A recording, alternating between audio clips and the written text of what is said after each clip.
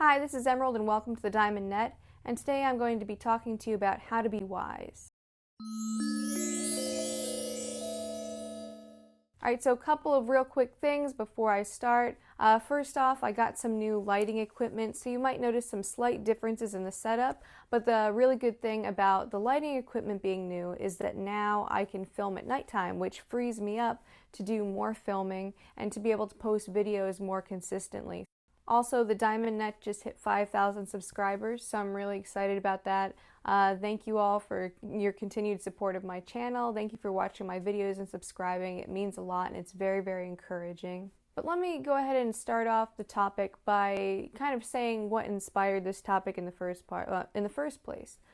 So basically, over the course of the past month or so, or maybe a little bit longer, I've been feeling like kind of at a roadblock with my spiritual practice, where I'm sort of getting stuck in certain insights that I've had, that I've noticed like just in my contemplation, and I'm treating them as too concrete, taking these insights, and it's like sort of limiting my ability for exploration because I had this assumption that these ideas are what's true, and I'm forgetting the fact that I don't really know these things beyond a shadow of a doubt, and that there's always other possibilities and interpretations for how things are. So like, for example, to imagine, like if I'm looking at my visual field and I'm realizing it's only two-dimensional, it gives this sense of illusion. In a sense, it is an illusion there, but at the same time, it makes me feel a sense of disconnect from what's there, as opposed to the sense of connectedness as I felt during my past experiences. And so, in a sense, because I'm so caught on these insights, like my well is sort of run dry, like the emotions are just kind of very flatlined and very stale. And so from this, I wanted to make a video about how to be wise, because I think oftentimes people mix up, these insights and that they remember from a state of higher wisdom, so to speak. They remember these insights and they think that, oh, that's being wise. But being wise is really about finding a balance between what works practically and what's going to be best for your life in combination with those higher insights. So finding a good balance. So let me just give a quick blurb about what I mean by higher wisdom or divine wisdom, or however you want to describe it. So back when I was 20, if you're familiar with my backstory, I had 2 experiences of ego transcendence.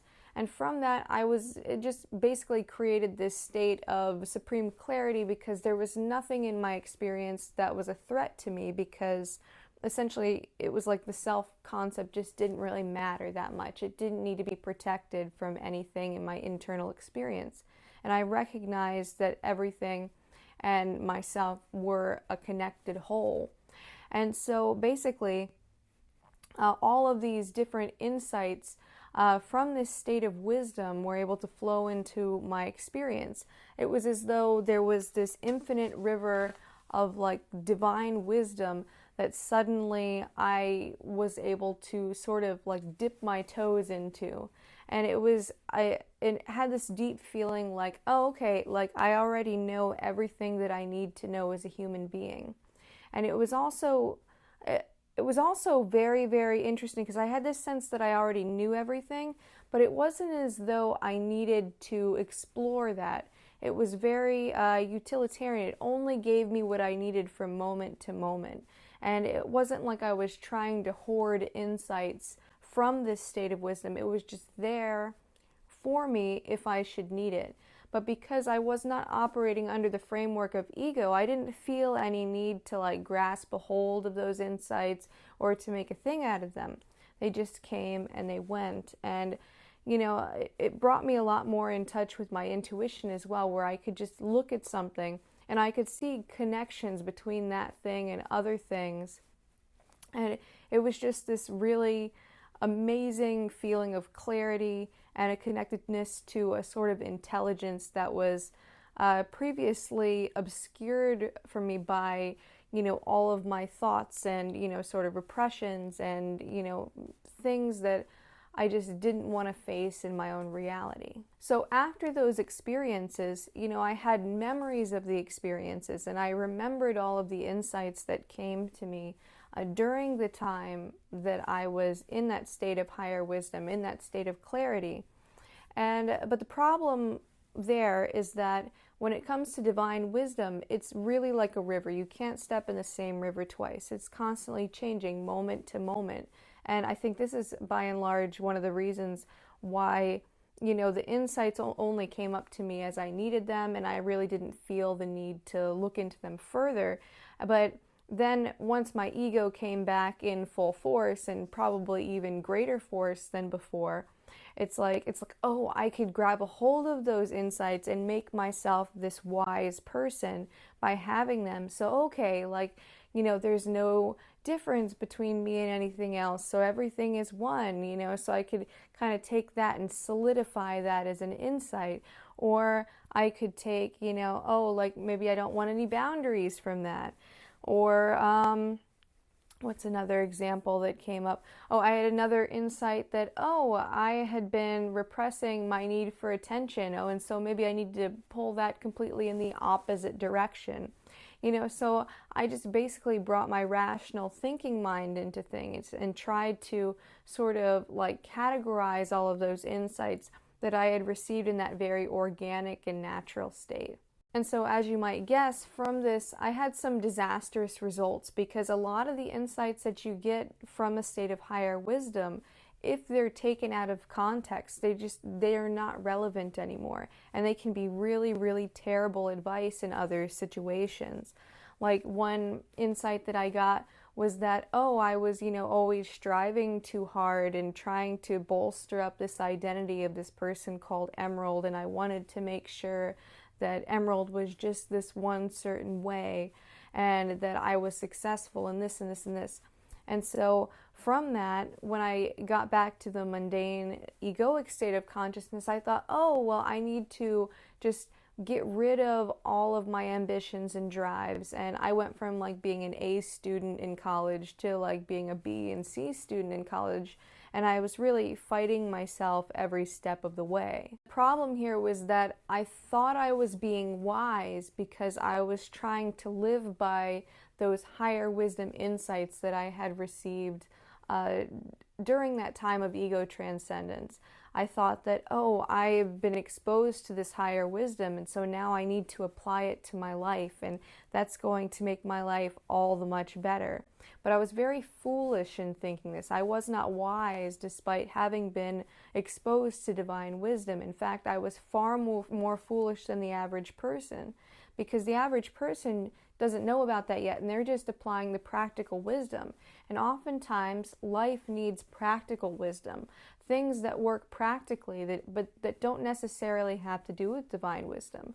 So, for example, in order to be successful in life, which is a necessity to a certain degree, you have to be willing to put forth hard work, and you have to have a strategy and a plan of action, and you have to be able to keep yourself going on that same idea if you want to build anything out from it.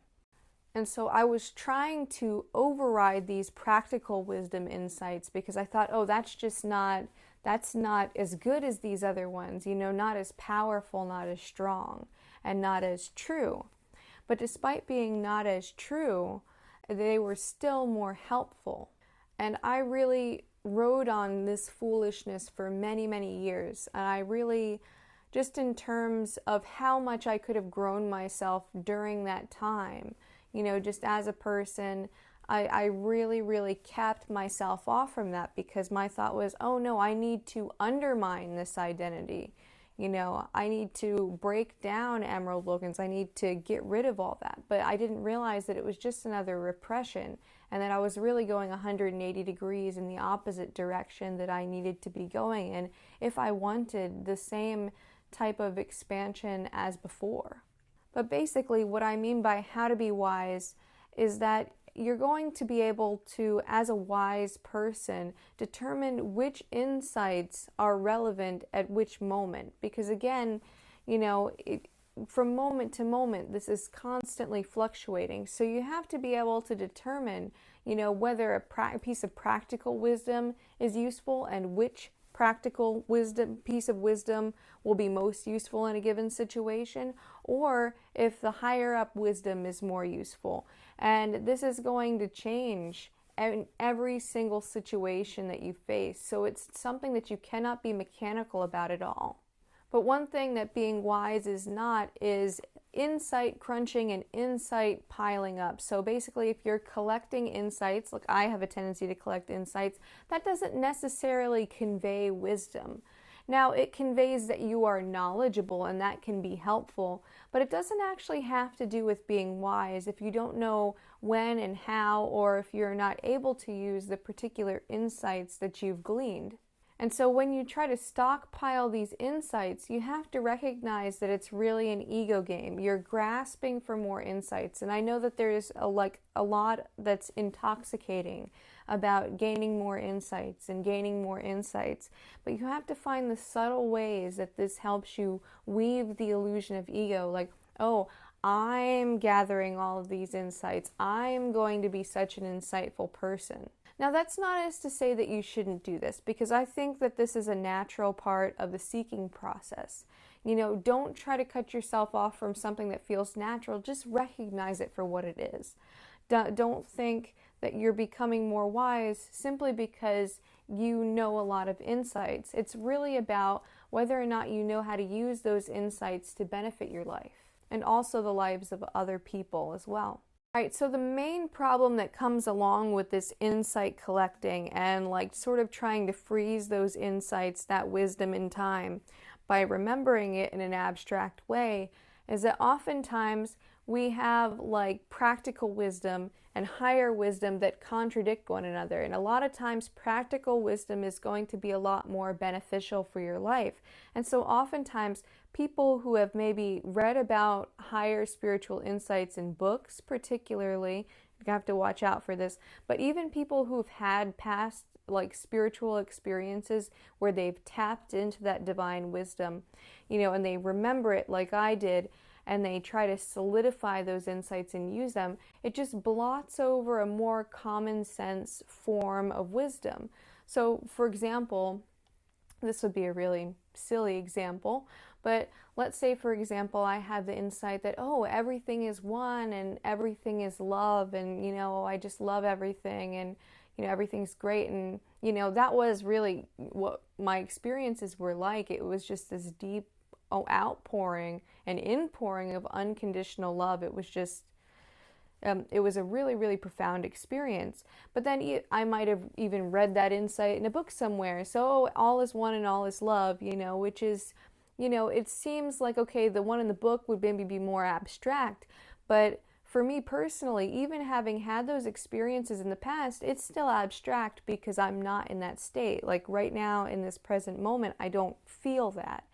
And so equally, both of those insights are quite abstract. So if I go into this thought like, oh, all is one and all is love, then maybe I might have a tendency to think, oh, nothing can harm me because it's all me anyway, and it's all love, so it's all going to be loving. And that's of course a misunderstanding, because if you try to be one with the lions or the bears, they're going to eat you pretty much. So it's the matter of blotting out more practical wisdom for some higher up wisdom. Also, resistance toward practical wisdom tends to block you off toward actual divine wisdom too, because you're creating a resistance, and so you're creating a contraction in a sense, and so you don't have any room really to allow the type of clarity that's needed to tap into that state of divine wisdom. And oftentimes there comes a lot of shadow reasons for always wanting to reach for those top shelf, divine, higher up wisdom, whatever you want to call it. Because oftentimes, we want to be the expert. We want to be the spiritual one. We have the big spiritual ego type thing. And I fall into this trap too, where it's like, oh, I want to know all these things and I want to tell everybody what I know because then I'm going to be the cool person, or, it's really silly. But, it's a thought process that comes up. And so there can be a lot of hidden motives and a lot of denial around the reason why people want to bring up these spiritual insights or maybe ignore more practical insights. Another issue that comes from repressing away practical wisdom is that you can suffer from ineffectiveness like me, because practical wisdom is what you need to be effective in life. So, for example, maybe in actuality, there's no such thing as up or down because the universe doesn't really have direction like you would on the planet Earth. But if we act like there's no real up or down, then we're going to be very ineffective. But one of the biggest problems that came from my having those experiences of ego transcendence without any kind of studying spirituality in the past or having any kind of lead up to those. So basically, my biggest issue is like, oh, I'm being a 20-year-old person at the time. I'm wanting to sort of make my life into something. And so I have ambition, I have goals, and I was really, really good at that. And even though life was difficult and hard because I was always like trying to throw the ball out in front of me further than I could, life was also simple because I knew exactly which direction I was going in. I just had to keep going there until I got there. Now, when I had those experiences, it was like I realized that there was a lot of sort of shadowy underlying negative motives behind pursuing those goals. And so I'm like, well, what do I do now? Do I stop pursuing those goals, or do I just like pursue them less? And how do I build myself up as a person while simultaneously trying to nullify my identity, because my identity is what's keeping me from this like holistic state that I really want to get back to. And so I had a lot to sort of sort through that I was not spiritually mature enough to handle at the time. And so I made a lot of foolish decisions, and I tried to undermine myself at like every turn. So anytime I would do something positive for myself, I would have to like sort of tear it down for myself also, because I didn't want to go in that direction. And so these can be really, really difficult to sort. And I think after now, it's been over 7 years, it's been over 7 years since I had those experiences. And so after years of kind of meandering, I've finally gotten to the point, with help from, just various other spiritual teachings, and then my own contemplation and, meditation practice. I've gotten to a point where I feel like I'm starting to be able to decipher, to be able to sort of separate the wheat from the chaff in terms of what's going to be helpful for me in my life, while also not undermining my spiritual growth. So my first recommendation for avoiding problems like these and becoming wise is to be brutally honest with yourself, because you can hide so many things from yourself that you'd be surprised. Self-deception is a big part of human nature. So it's important to look out for hidden motives behind things. Like, just notice if you have certain emotional reactions that are maybe a little bit off. Like, if you're anything but emotionally neutral about something, you should always look into the emotion that you're feeling. So if you're the type of person and you find like you're always trying to avoid like the more practical things in life, and you're trying to go more toward like those spiritual insights, you want to sort of like cross-examine your desire there. Like, is it, potentially, could you have a resistance to things that are ordinary and mundane because you're bored of the ordinary and mundane? Do you seek novelty, because you want some kind of special spiritual state, and this state right here just doesn't quite do it because there's not much new about it once you got past the age of 10? Or do you get a charge out of feeling like an expert or like a majorly spiritual person?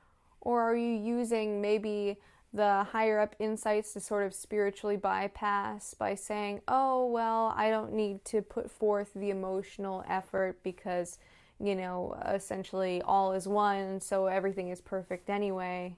And these are just a few among many different types of denials that we can get into, when it comes to avoiding practical application of things. There's a really great quote that relates back to this. So it's basically, before enlightenment, carry water and chop wood, and then after enlightenment, carry water and chop wood. So basically, it's like the same things are going on. Even when you're in the enlightened, ego-free state, you still have to make life work for you practically. You know, knowing higher up insights or having higher up insights does not get rid of the fact that reality functions a particular way, and you have to know that way of functioning in order to be successful. And again, a certain degree of success is something that's necessary in life. You have to successfully survive. You have to successfully find a way to put food on the table. You have to successfully find a way to navigate relationships and do other things within society. All right, the second thing you'll want to do is you want to look at those motives individually as particular desires come up for you, and try to notice the act of deceiving yourself, or it'll feel like you're resisting what's coming up. So, for example, let's say that I have a desire for fill in the blank thing. Like I have a desire to, let's say in my case back when I was 20, I want to be a really, really great student, you know. But then suddenly I have this insight. It's like, oh, well, I don't want to be emerald anymore. So how can I do this without adding to the idea of emerald? Because I had this insight in the past, and now it's like I can't be that anymore. You know, but of course, this isn't actual divine wisdom anymore, because that was back then. Now is a different moment, and wisdom changes moment to moment. It is a real living, breathing thing. So what's actually more wise, in lieu of an actual divine wisdom insight coming up to me spontaneously, is to go a more practical route and say, hey, you know what? I don't have to use this to build onto my self-concept. I can find other motivations for becoming a great student, and maybe there are aspects of it that I do genuinely enjoy. And if I want to get to a certain point with things, if I do truly feel like I want that, then I should go for that. You know, and there are practical steps for doing so. So in this case, you're going to pick whichever option feels the best and feels the most authentic, while also keeping a keen eye for shadow reasons coming up, because those are the very things that will enable you to sort of let go of all of these ideas. And when you let go of those extra ideas, and if you let go of illusions, this clears the space for divine wisdom to sort of bubble up into your awareness. So this also relates to my third suggestion. You know, meditate, take time for stillness, unplug from contemplation for a while, unplug from planning. And what you'll find is that if you can sort of slow your mind down, or to sort of bring your attention away from your thoughts, more things can actually come into your experience, because the thinking mind is very, very fast moving, and it's a very contracted kind of way of being, because you tend to get stuck on a thought and you get really, really, really heavily focused. And it's sort of like this very direct kind of awareness on that thought. But what you want to cultivate is a more diffuse awareness. You know, something that's not so laser focused, but has a more diffused sort of light throughout. And in that type of awareness, you know, insights can come up from a real, authentic, divine source, where you're not just crunching intellectual things, you're not just remembering from the past things you wrote in a book, but genuine insight from that state of divine wisdom that I had experienced during those times of ego transcendence will be available to you. And again, it will only give you what you really need, but it is there to help you out in your experiences and to help you become more wise. Alright, so that's all I have for you for now. I hope that you enjoyed this video. If you did, go ahead, click the like button below and subscribe. And until next time, keep becoming more you.